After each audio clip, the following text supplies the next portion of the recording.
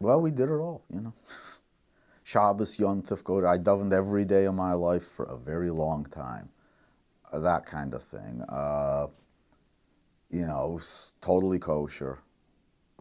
Totally all of that stuff. My mother didn't wear a sheitel, which was not considered the sine qua non of anything at the time, but she did go to the mikveh.